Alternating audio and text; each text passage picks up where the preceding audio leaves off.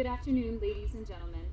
I am Captain Eleanor Kendrick, and I would like to welcome you to today's retirement ceremony, honoring Colonel Brian J. McCullough for 38 years of distinguished service to his country. Today's ceremony has been deemed an indoor ceremony, therefore covers are not required. Our presiding officer is the commander of the 515th Air Mobility Operations Wing, Colonel Jason Terry. As a reminder, military members should remain at the position of attention, and it is appropriate for our civilian guests to place their hand over their hearts during the playing of the national anthem. We would also like to remind guests to silence all cell phones and other electronic devices. Ladies and gentlemen, please rise for the arrival of the official party and stay standing for the singing of the national anthem, the Hawaii Pono'i, and the invocation.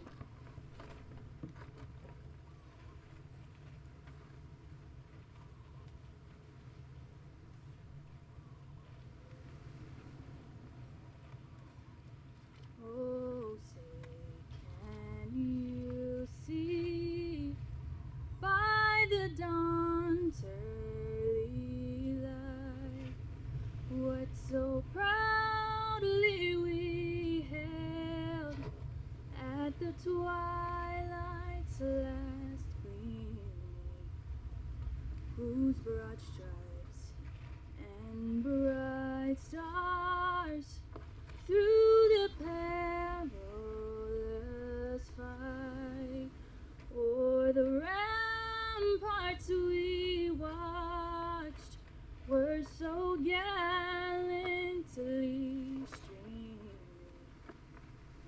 and the rocket's red glare, the bombs bursting in air, gave proof through the night that our flag was still there.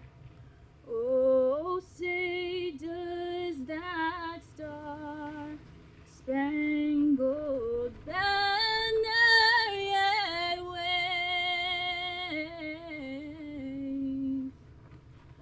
for the land of the free and the home of the brave? Hawaii Pono'i nana I komo I kalani ali'i ke ali'i makualani e kamehameha e na kaua e pale me kahihe makualani e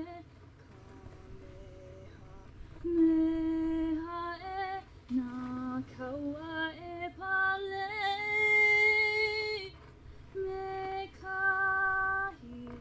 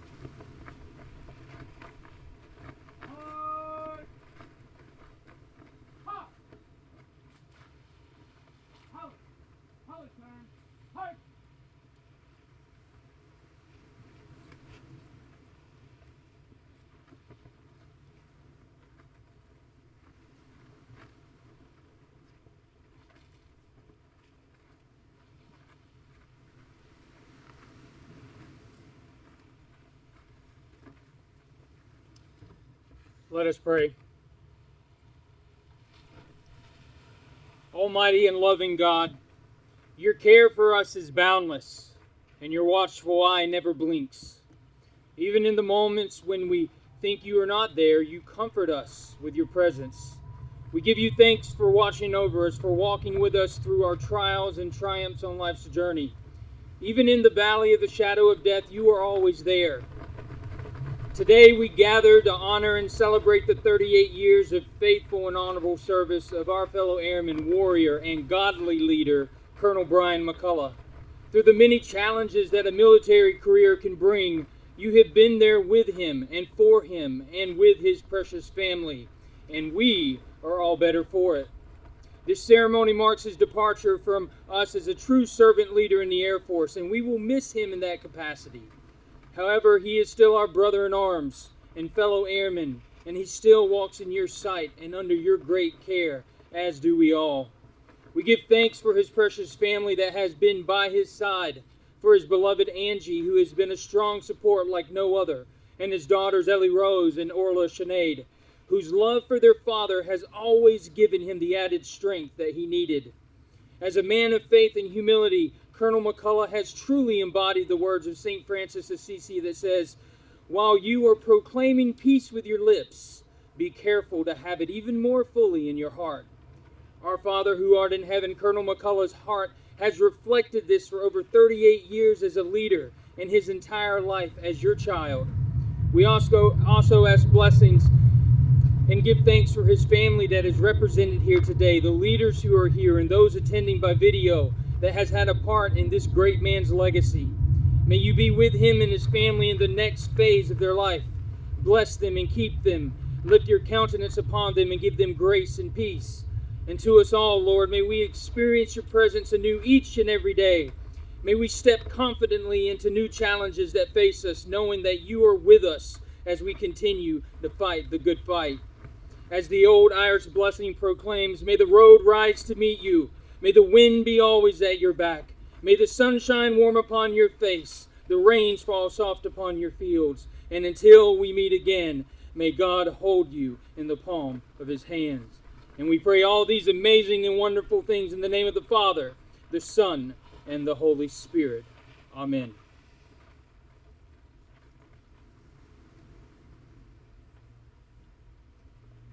Thank you, Chaplain Creech. Ladies and gentlemen, please be seated. It is my pleasure to introduce the members of the official party. The presiding official for today's ceremony is the commander of the 515th Air Mobility Operations Wing, Colonel Jason Terry, and the honoree for today's ceremony, Colonel Brian J. McCullough.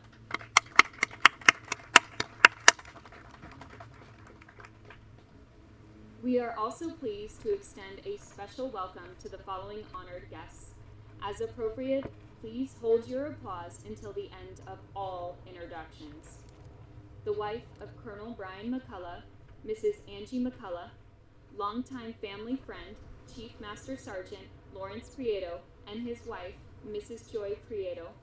The commander of the 624th Regional Support Group, Colonel Sia Sheenis. Representing the Command Chief of the 515th Air Mobility Operations Wing is Chief Master Sergeant Christopher Bagariella. And finally, to all of the commanders, directors, chiefs, friends, and co-workers, welcome. We are glad you are here with us on this special occasion.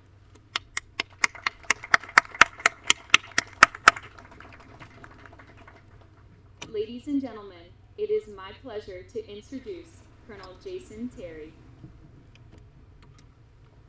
How we doing? You guys hear me on the mic? All right. Well, fortunately, this is a nice, small crowd. It's not being, broadcast live globally and recorded for all eternity. So this is a real nice, easy conversation here. Hey, right off the bat, thank you, Captain Kendrick, for that introduction. And I don't want to go any further without comment and getting a little round of applause. How about that national anthem, the color guard, and the fine words of the chaplain? Outstanding. Thank you, Brian, for this opportunity, man. I would not have missed this for the world, and thank you so much for the chance to come up here and preside over this today. Thank you to all of you who joined us today, both in person and virtually. You honor us with your presence. Thank you to the McCullough family for your sacrifice and service to a grateful, grateful nation. This is not an easy task that you have completed. I learned firsthand during my time in the reserves much about being a citizen airman as well as about the triad. So what the triad comes down to is this: being able to balance your military career, your civilian career, along with your family. And a lot of times we think of it like a three-legged stool. And if any one of those legs is out, the thing's gonna fall over. And you guys have done a phenomenal job of maintaining that. One of the great things about this profession is, unlike those amazing citizens out there who work day in and day out so that we can do what we do using their tax dollars to ensure their freedom, we get to travel a lot more. It's not uncommon for them to grow up and stay in the same town, same city, same state, right? But we get to see the world. And that's one of those things that really makes us different. And as we take that opportunity, we get introduced to different cultures and customs. From Hawaiian, wearing a lei with a uniform that I never would have told you in a million years I'd ever have the opportunity to do, to European and Asian customs, global customs, not to mention our own military culture and customs. In doing so, you begin to recognize cultures approach festivals and big life events differently. For me, one of the first times I ever saw this was as a young officer at the Stavelot Festival in Belgium. So my father is Catholic, and I knew what Lent was. And as a young officer, I might have learned what Mardi Gras was a couple of times in Nolens. But I found out that in this small Belgium town, they said 40 days, too much. Halfway through, we're gonna break and do a Mardi Gras parade on Sunday. And I was like, all right, I gotta go check this thing out. I will tell you, I'd never been hit with a dead fish before. I'd never been hit with an inflated pig bladder before. And we're not talking confetti guns, we're talking confetti hoses. More confetti than you could ever possibly imagine. We were finding it in the kids' strollers like 3 years later. I mean, it's all over the place. But it's one of those things that when you get out there and you get the opportunity to see all these different cultures, you get to embrace some of the great things about them. You know, it's also the life events that are universal to us as a human race. Things like marriage, death, and even this transition from a lifelong profession. We have the same events, but we approach them differently. You might not know this, but in France, on the evening of the wedding, right, after the bride and groom have gone home, on their wedding night, a little bit later that evening, the entire family and friends, they show up outside the house and they start banging on pots and pans. And they're gonna make a huge racket until the bride and groom come out and serve them drinks and food.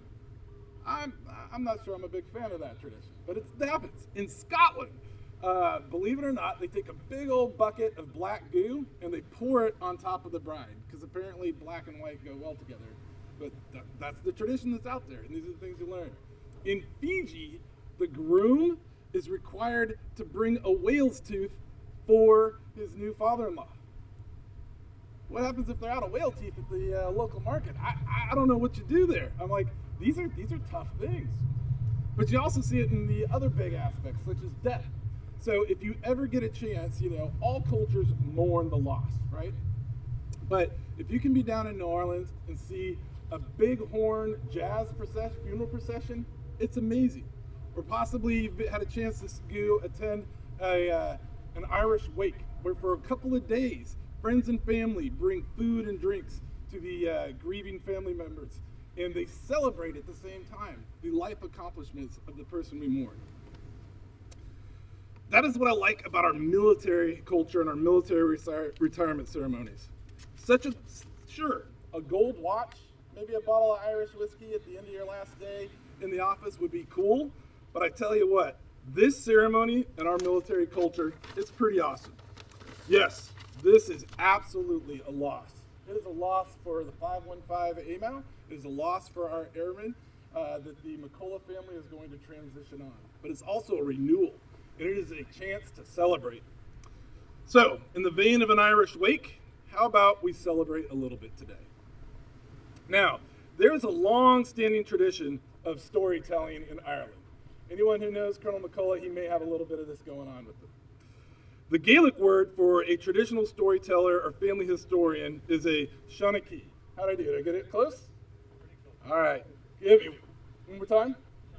Shaughnessy, thank you. I wasn't that close.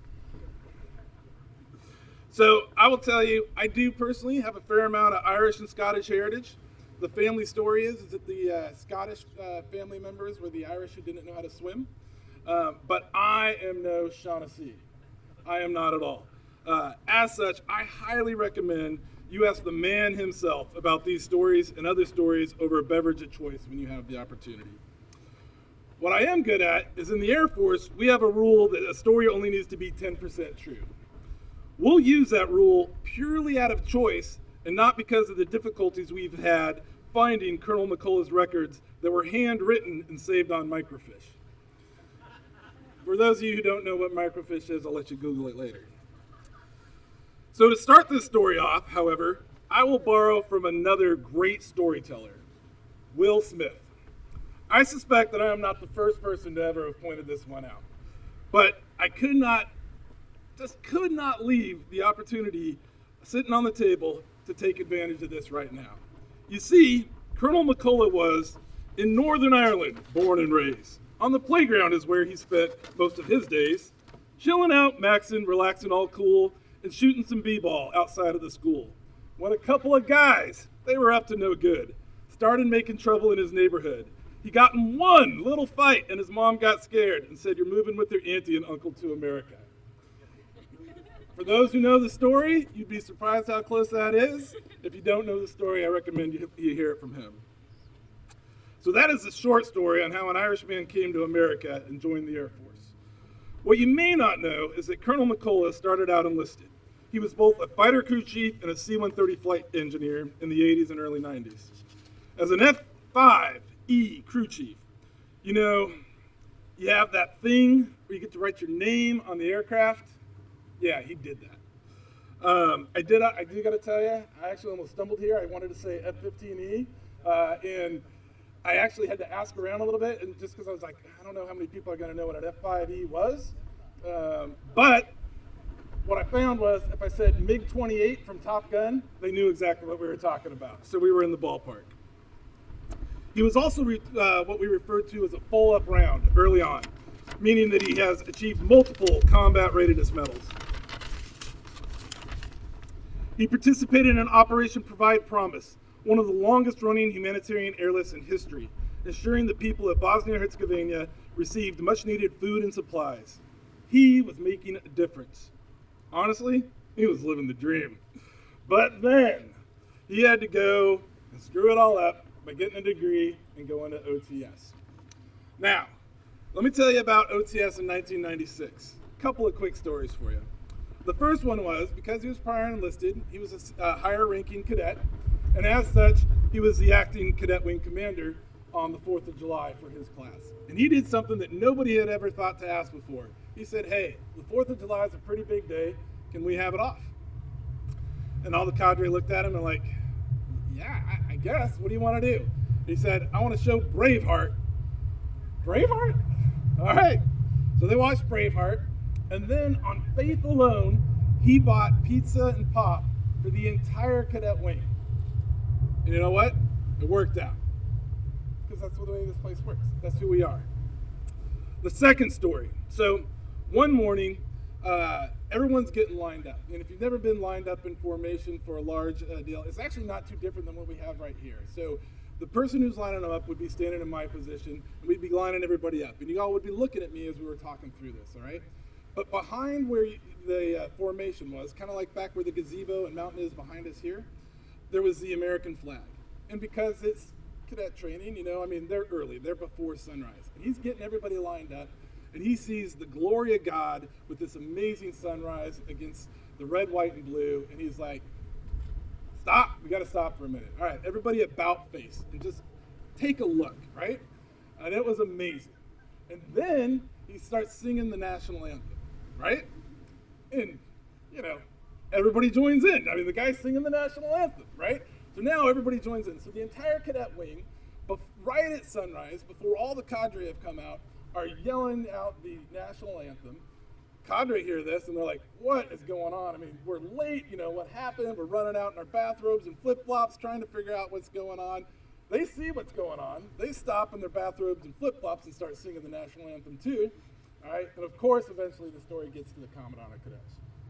So at graduation, right, they're going through, everybody's getting pinned on, you're a brand new officer, Commandant of Cadets, first order to Colonel McCullough in front of the entire graduation, sing the national anthem. No kidding.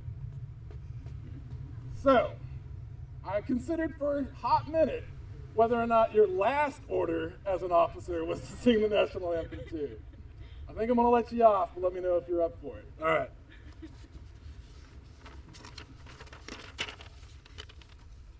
Throughout his career, we've seen a real love of people and taking care of airmen. He actually begun his career as an officer, as the equal opportunity officer, and actually led human relations training. For those people, he made a difference. While being the OIC of the Air Terminal Operations Center, he resurrected the incentive flight program for his aerial port squadron. It is so key to know that if you're out there working day in and day out, and to be able to see, hey, this is what my work went to, right? To be able to take those porters out on an aircraft you've been sweating day in and day out and see, this is the fruition of what's happened to all the things that I've done. That is how you show people that you value them. That's how you show them that you respect them. That's how you show that you care about them. In 2008, he deployed to my favorite expeditionary wing, the 455th Air Expeditionary Wing in Bagram. The reason Bagram is, for me, the place to be if you're deployed, right? If you're going to be in an expeditionary wing deployed out there, was because Bagram was at the center of it all right? You were in the middle of Afghanistan. You were in close proximity to the teams, to the guys on the ground and gals on the ground who needed the support. The enemy knew that you were there and that you were being effective, and the enemy wanted to stop you at it. So, all this whole time, he is pushing out. Hold on. Wind is working against me here. There we go. During this time, while at Bagram, he supported 4,000 missions, moving 84,000 personnel and 46,000 short tons of cargo, while enduring the constant threat of mortar and rocket attack. That's his day-to-day job, right? That alone should be enough to keep anybody busy. In the midst of all this, he says, you know what? I'm going to make this better. He led a joint process action team to reorganize the key capabilities of the port, thus ensuring that 43 of our fallen comrades who had given what Lincoln described at Gettysburg as being their last full measure of devotion, he took and ensured that the remains of these 43 heroes made it back to their families. Once again, he's making a difference. So we actually had the opportunity to serve together as squadron commanders at the 302nd Airlift Wing in Colorado Springs. I can tell you firsthand, he is one of the finest and most well-respected officers and gentlemen that you could serve with. As commander of the 302nd Logistics Readiness Squadron when he was there, I knew without a doubt that he would be there when my squadron needed it, and that his airmen respected him and were ready for the mission. The same was true as commander of the 624th Regional Support Group here at Hickam, as well as the vice commander, individual mobilization assistant of the 515th Air Mobility Operations Wing. You, sir, have made a difference. And that is just a fraction of the difference that you have made for your military family. And we have not even touched on the differences you have made for those two other legs of the stool, your civilian employment coworkers as a citizen airman, or the biggest difference any man could hope to make as a son, father, and husband. You see, while doing all these great things we talked about with multiple moves, he was making a difference in his family as well. A family that had months with more nights spent in hospitals than at home. A family that would make proud the generation that came before. A family that raised a generation that is making us proud today. And most importantly, you and Angie have been an example of a family that all of us can look to for strength and inspiration. You both made a difference. On behalf of your nation, your Air Force, this wing, and me and my family, thank you. So, Brian, what do you say we get this done?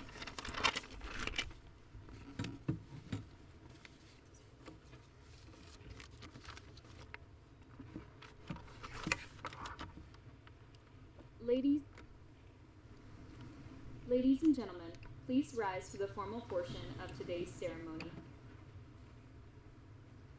Attention to orders. By direction of the President, Colonel Brian J. McCullough is awarded the Legion of Merit for exceptionally meritorious conduct in the performance of outstanding service to the United States during the period of 1 September 2018 to 23 July 2021.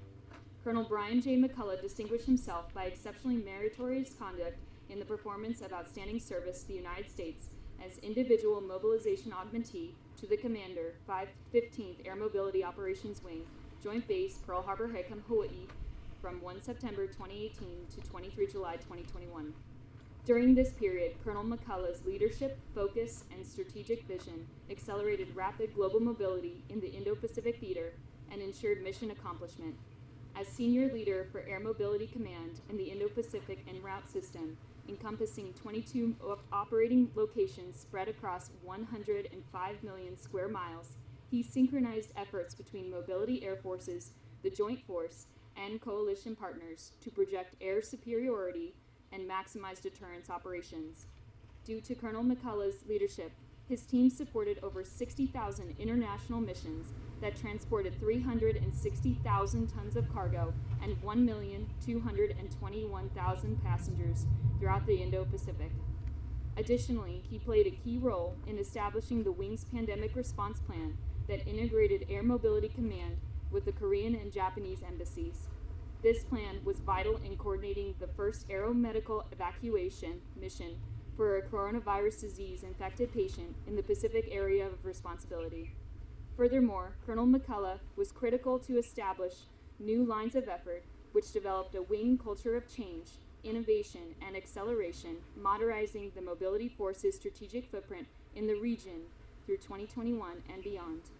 Finally, he executed the first ever Nodal Lightning Pacific exercise, which synchronized joint and coalition forces from the United States, Japan, and Korea in implementing agile combat employment operations across the Indo-Pacific, improving the posturing of forces for future expeditionary ventures. The singularly distinctive accomplishments of Colonel McCullough culminated a distinguished career in the service of his country and reflect great credit upon himself and the United States Air Force.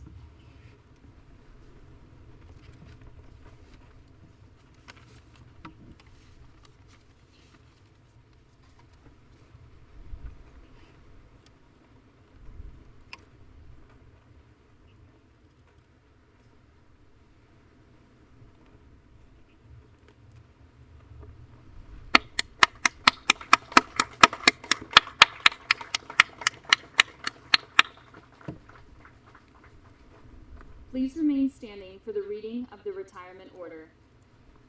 Publish the order.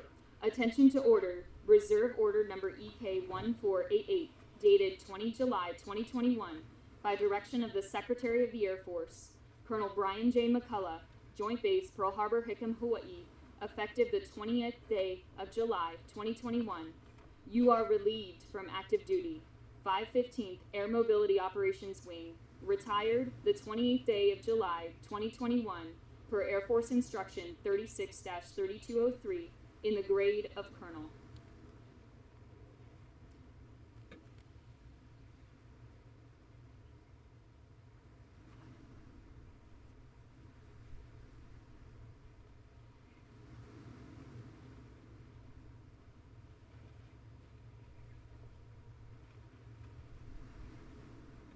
Ladies and gentlemen, please be seated.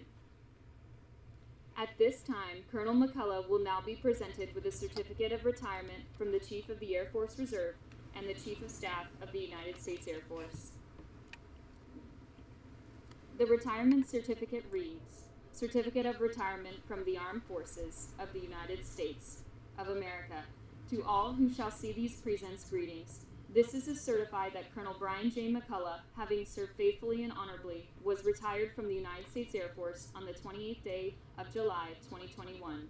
Signed, Lieutenant General Richard W. Scobie, Chief of Air Force Reserve, and General Charles Q. Brown, Jr., Chief of Staff, United States Air Force.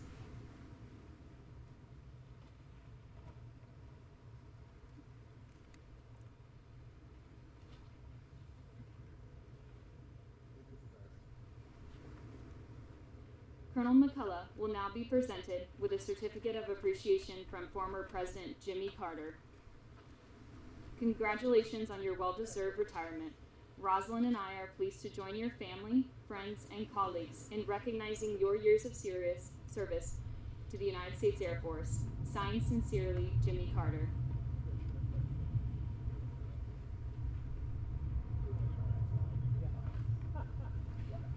Every retiree receives a special retirement pin as a memento of their active duty service.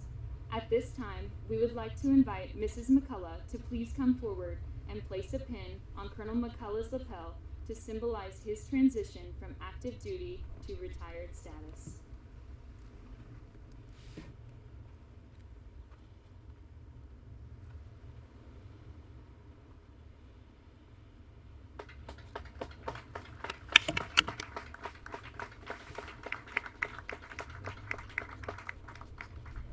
While today's focus is honoring the 38 years of service Colonel Brian McCullough, we must pause to recognize the years of service and sacrifice given by his wife, Mrs. Angie McCullough.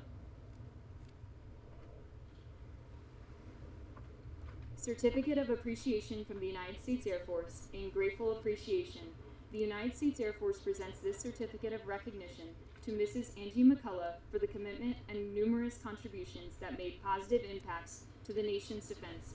Thank you for the support which gave strength and purpose to your spouse's service. Give us this 28th day of July, signed Lieutenant General Richard W. Scobie, Chief of Air Force Reserve, and General Charles Q. Brown, Jr., Chief of Staff, United States Air Force.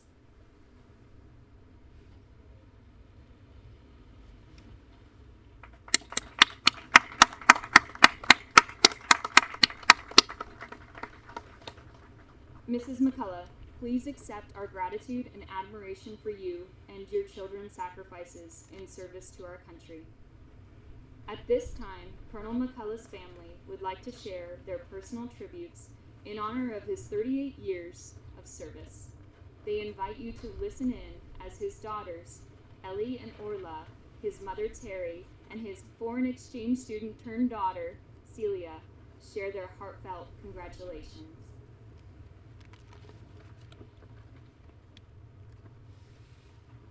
Hi, Brian. I wish you very happy retirement. I hope you had an amazing career, and I'm sure of that.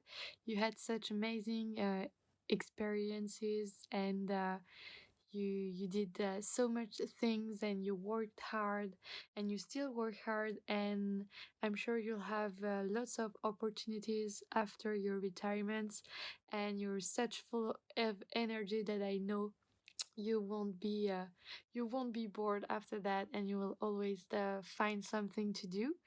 And I love you very much. Thank you for being who you are. Stay as you are, and happy retirement again. Hello from Rochester, New York. Um, for those of you who don't know me, I'm Ellie. I'm Brian's daughter. Um, I wanted to share one thing about my dad. So, he's been in the military for about 38 years, and he's been talking about this day for maybe 37. So, the fact that it's here is an amazing thing to see, and Dad, I am so proud and amazed and very honored that you are finishing your 38 years with the military. I've loved listening to your stories about the places you've gone, the people you've met, the experiences you've had, and just kind of all the things that have been included with having the military as a part of my life, and honestly a part of our family's life. So, congratulations, 38 years. I don't know if I should say you're done, like you're graduating or something, but 38. Hi, Dad. It's Orla. I'm greeting you from a field in the south of France next to the English immersion camp where I'm working. Oh, my goodness. I cannot believe that you're retiring. Being an Air Force family is one of the McCullagh's, defining factors. So it's going to be very strange not seeing you jet to different states and countries, and then seeing you send photos of your adventures and your new foods to the family group chat. Your career in the U.S. Air Force has taught me so much about commitment, sacrifice, and how to confidently follow through with something when I put my mind to it. Your love of travel because of the Air Force has inspired me clearly, and it's the reason that I can make it through the homesick moments, because I know you're excited for my new adventures and my experiences, and you're always just a FaceTime away to hear about my day. Your time in the military has been such a blessing to so many people. You encourage and support everyone you meet and everyone that you work with. And it shows with all the connections that you make and how loved you are at the base where you are now. I'm so excited to see what happens in this next stage of your life as a retired man. And I love you every step of the way. Congratulations. I love you so much. My dear Brian, congratulations. I hope that you have a happy and long and healthy retirement. I can't believe that you're in the Air Force for 38 years. In fact, I can't believe that it's 38 years since I took you home from the hospital as a wee baby. But I do wish and really wish that I was with you for your big day. However, I'm not, but I'll be here in prayer and memories and hoping all will go well for you. And so I need know Daddy will be thinking of praying for you too in heaven and wishing you well and being very proud of you. Love you loads, Mom.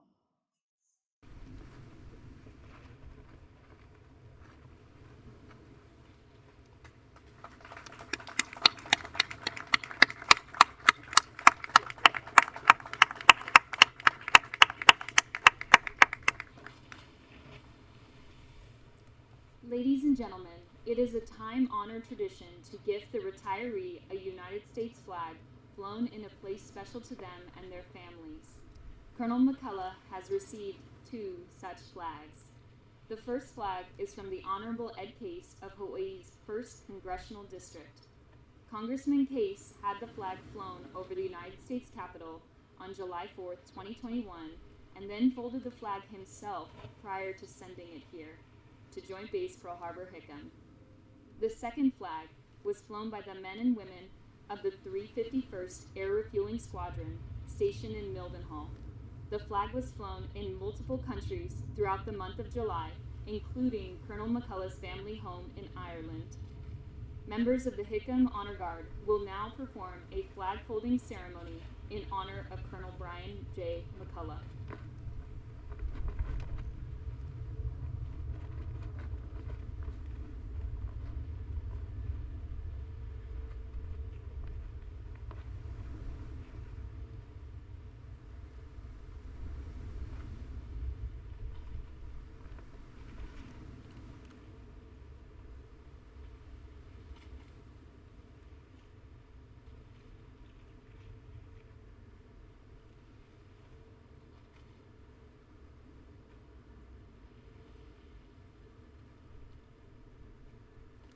For more than 200 years, the American flag has been the symbol of our nation's unity, as well as a source of pride and inspiration for millions of citizens.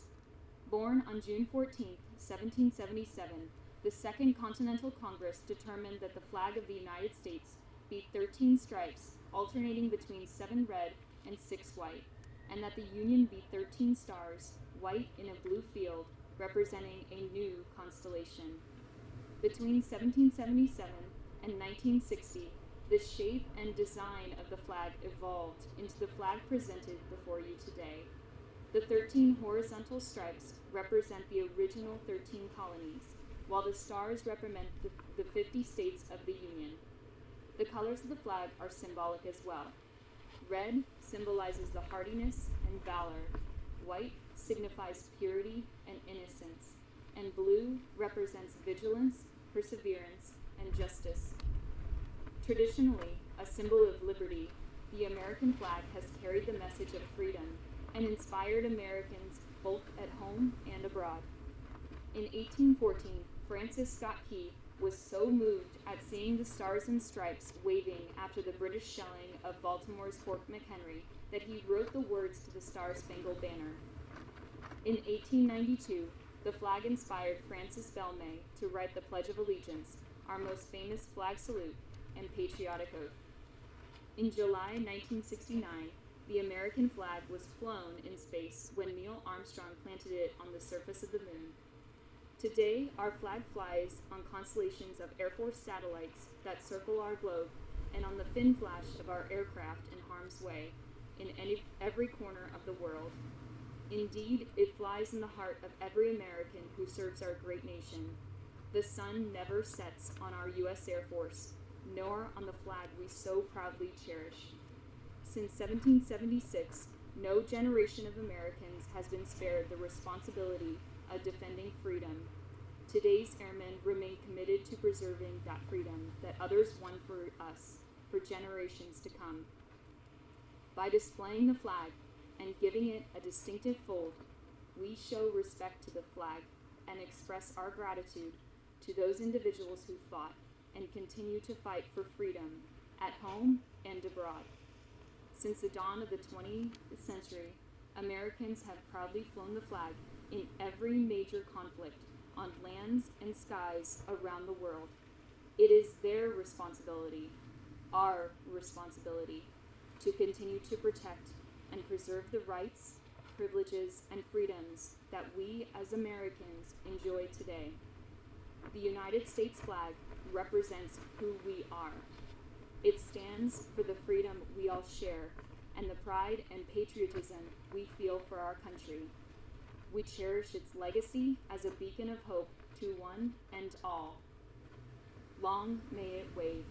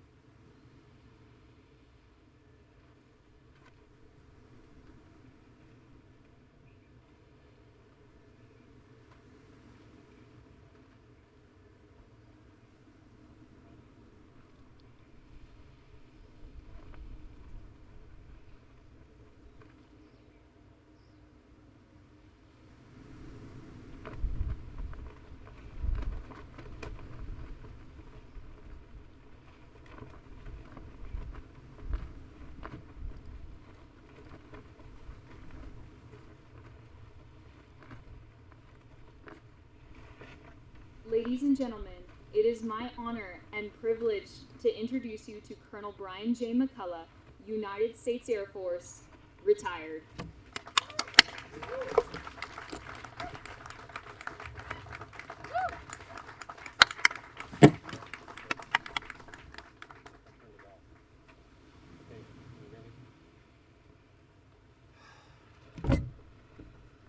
Wow. Wow, there's more than a few surprises here today. For the next few minutes, the word of the day is stoicism.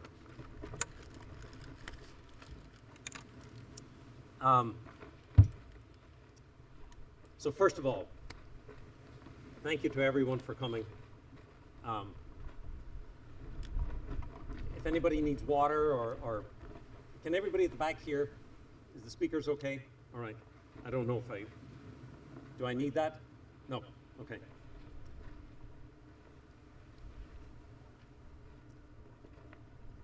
Thank you to everyone for coming here today. This is really special to me. And I'll just start off with what my daughter just said, that I've been talking about retirement for 37 of my 38 years, maybe. And it seems that I've just been putting it off and putting it off and putting it off. So actually, when I heard the retirement order being read, it really got me. you know, it almost doesn't seem real. I want to say, first of all, to everyone joining us via video conference, I'd like to say aloha and welcome to this beautiful setting on Foster Point on Hickam Air Force Base, Hawaii, with the trade winds blowing gently from behind us. Isn't this beautiful? So, round of applause.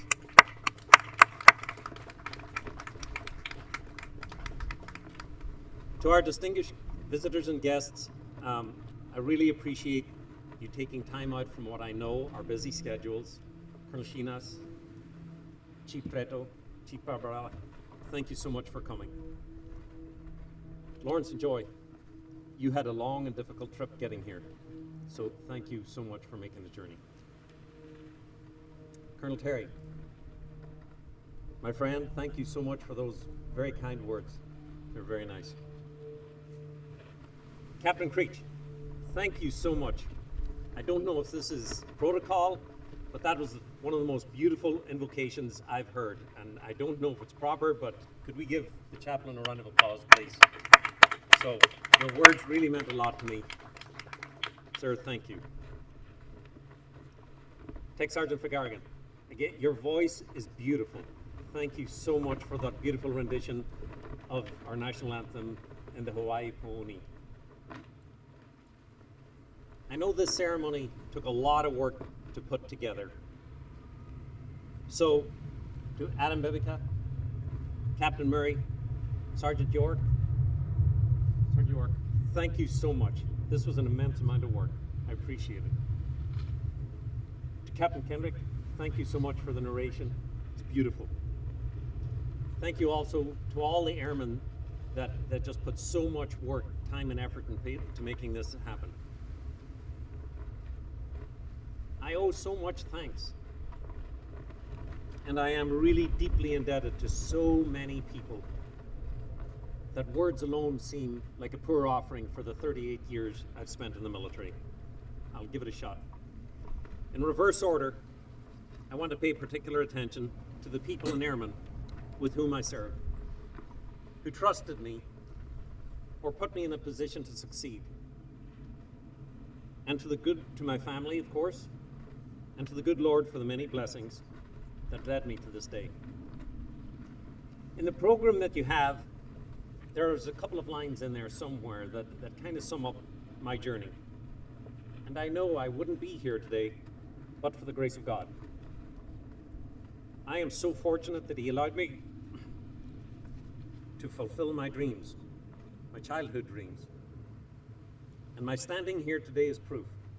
Dreams do come true. As a farm kid and son of a blacksmith from Ireland, I dreamt about joining the United States Air Force, even way back then. And just back then, to touch an airplane, just to touch one, I'd have called it good. Then to dream about becoming a pilot. But His plans for me were even greater than I could possibly conceive. And I've been blessed with so much more, things I didn't even know I needed, but really wanted. He brought me this beautiful lady, Angie, into my life, and then two beautiful daughters, Ellie Rose and Orla Shumnaid, whom you just heard from a few minutes ago, whom I love and cherish with all my being. Although this script was supposed to be about my career, I have to say becoming a dad was the greatest transformation in my life. And I think, and I hope, it made me a better partner, airman, officer, servant leader, and all-round human being. We each get to choose how we define ourselves. And the greatest gifts of my life, I didn't even recognize them until they were right in front of me. And the greatest, okay, where's the cowbell? The greatest gift, the greatest title I've ever had and ever will have is Dad. Yeah, our family were set on a path I could never have imagined. We learned much about persons with special needs. but the path brought love and compassion beyond my wildest imagination. I asked Angie what was significant looking back about my career, and she said it were the times I were gone. Medical issues with the girls, broken water heaters, flooded kitchens, of course, when I was deployed. And all the little emergencies life throws at military families. And yes, as Colonel Terry mentioned earlier, that triad of trying to keep everything moving between a civilian career, a military career, a family. But always, it seems, when separated. But we managed, like any other military family. And I've got a very special photograph on my desk at home of me reading a national defense doctrine or military policy for Squadron Operations School or some other PME, with a loving 4-year-old daughter sitting on my shoulders reading Marvin K. Mooney to her daddy. So it's moments like that that make it all worthwhile. Angie, you're a star. So if you would you join me, please? Wait. Could I have?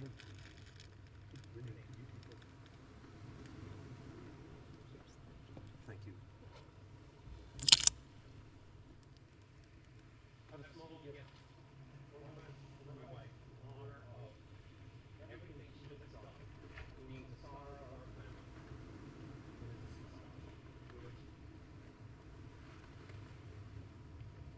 I didn't want to try to put on with this.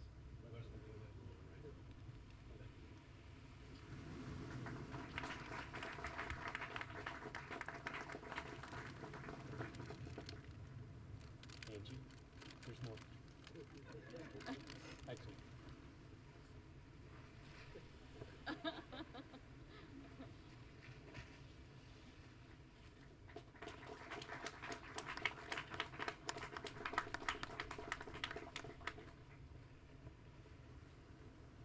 Okay, that part was unscripted, so we walked through it. To Ellie and Orla, I'm sorry you couldn't be here today, but I am so proud of the accomplished young women you have become. We raised you to be global citizens and to do good and important things in this world. And as you begin your own amazing journey, you're doing just that. My heart is with you always. So to my family, I love you with all my heart, and thank you. To my parents, I owe so much, thank you. They gave me the solid start and foundation in life, the beliefs that hard work and determination pays off, and to reach for one's own aspirations and dreams.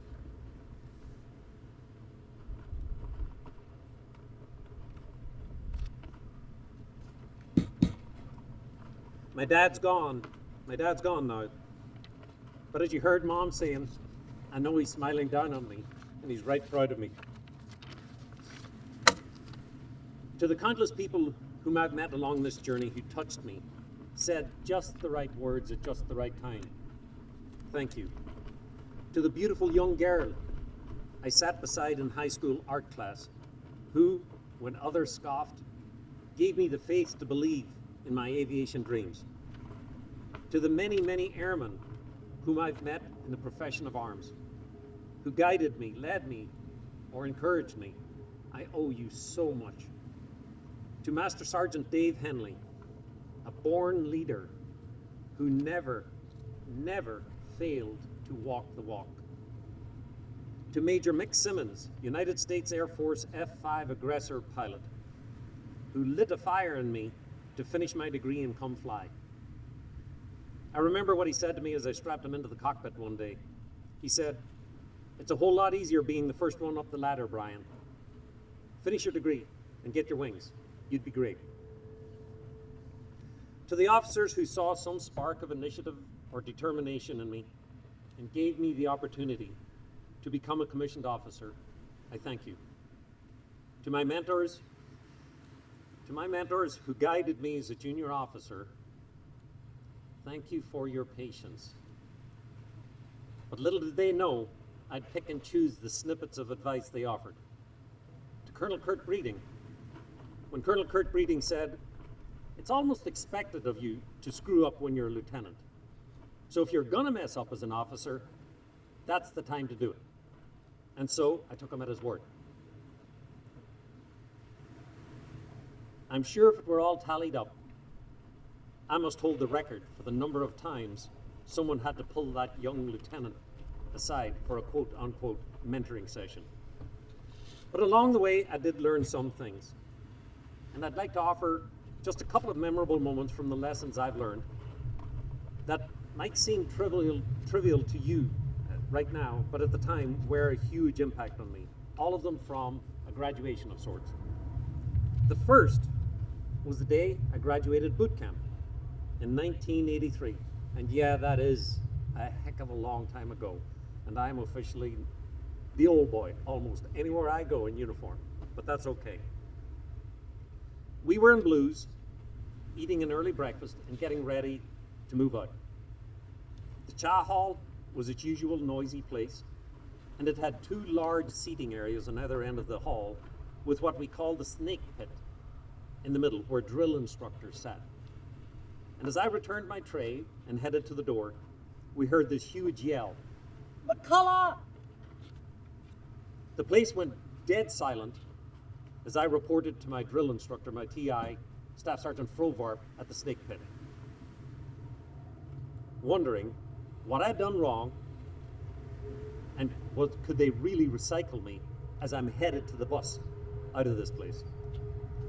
As I stood at attention, Staff Sergeant Frovarp simply stated, "McCullough, looks like you're getting ready to get out of here." Well, I looked at him and kind of affirmed that intention. And then he said, "McCullough, you did a fine job in here. The Air Force needs guys like you. Now get out there and go kick ass." And then he shook my hand and he saluted me. As I headed out of the chow hall, being jockeyed by my graduating class comrades, I thought, wow, how does life get better than this? I just started my Air Force time, but this can't get better. But amazingly, things did get better, and every day was better than the day before. My lesson: be kind, be generous, and be gracious. An attaboy, a handshake, and an impromptu salute indoors between two enlisted airmen, while insignificant to one, made another spirit's soar. And ringing in my ears were the words, "The Air Force needs me." We're in this fight together, all of us. The Air Force needs the skills and talents of every single airman, and everyone has a part to play. So years later, and thanks to some of the finest officers in the Air Force, I got the opportunity to receive an Air Force commission. So, not to steal each other's thunders, but Colonel Terry and I should have hooked up with this memorable moment a little bit better before we talk. So I'm gonna give it, just to show you that it's true. It's all true, not 10% of it, it's all true. I'm gonna give you basically the same story again. But I was in a class of, at my officer training school of around about 120 officer candidates. And we were conducting a field exercise in the woods over the 4th of July weekend. And we are all rotating through different wing positions. And on that weekend, I was the wing commander. So on the morning of the July the 4th, it was clear and bright and silent in this wooded valley where we were. We were to fall in and be formed up by some early hour. And when the instructor cadre arrived, I was going to report the wing all present and accounted for. We were in rank and file, and as I faced the wing of officer candidates, behind was Old Glory, flying proudly over this tent that we had assigned as the headquarters and command post. I looked at my friend and vice wing commander who stood by my side, Officer Candidate Dermot Neely, and I told him to give the order about face. He kind of looked at me quizzically for a minute, but he did. And when they had turned around, I ordered Dermot to give them the order, present arms. And then I started to sing the anthem to Old Glory. Soon, the singing voices of the entire wing rose in the quiet woods that day.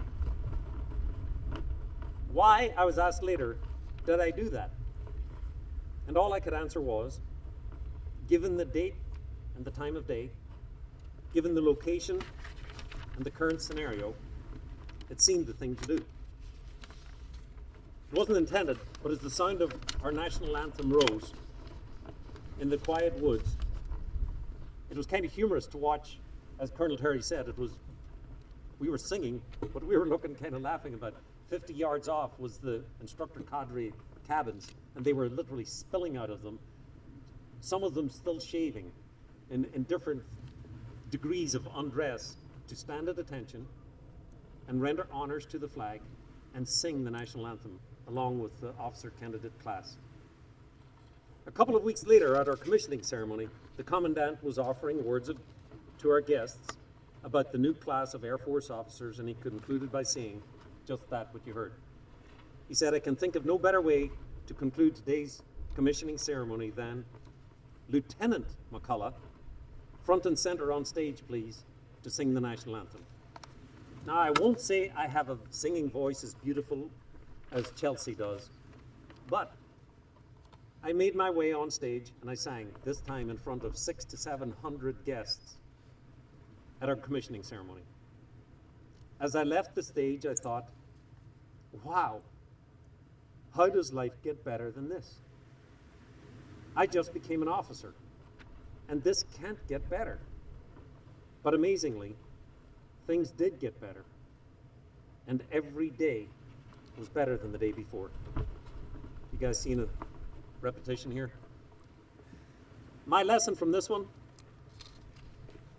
there will be times in life when you're called to stand for something. And when called, you must stand unfalteringly, with humility, with dignity, and with respect. Okay, last one. Years later, again, repetition. Years later, and thanks to everyone I've mentioned and paid tribute to today so far, I find myself at this moment about to graduate after 38 years of service to our country. I'm graduating after having served in a host of amazing positions, from crew chief to commander, including commander and lead servant to the 624th Regional Support Group right here, Hickam Bay, Hawaii, and most recently as vice wing commander in the 515th Air Mobility Operations Wing. I mean, what a way to retire. I mean, graduate. I'm so privileged to have been allowed to serve in the greatest military force in the world, in many roles and in so many theaters.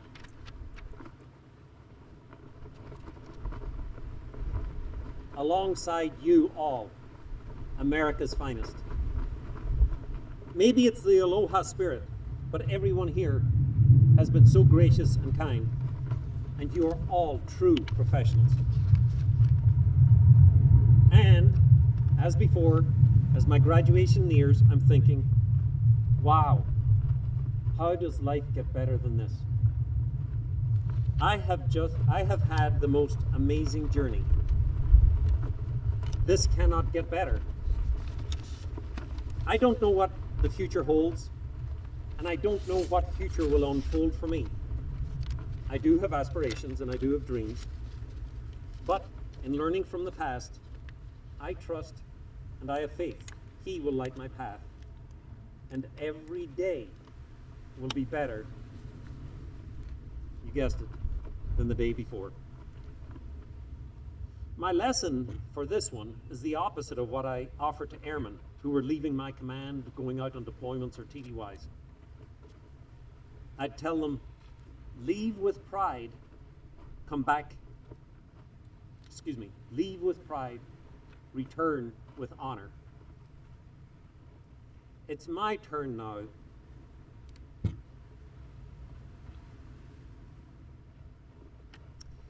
It's my turn now to take my leave. And I leave with honor.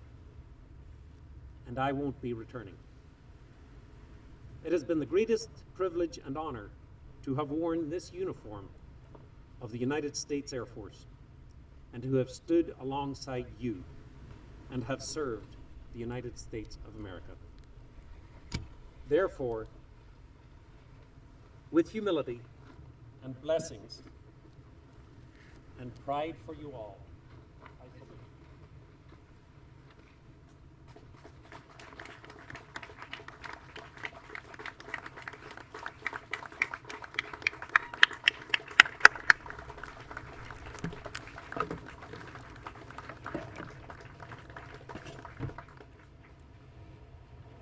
Thank you, Colonel McCullough.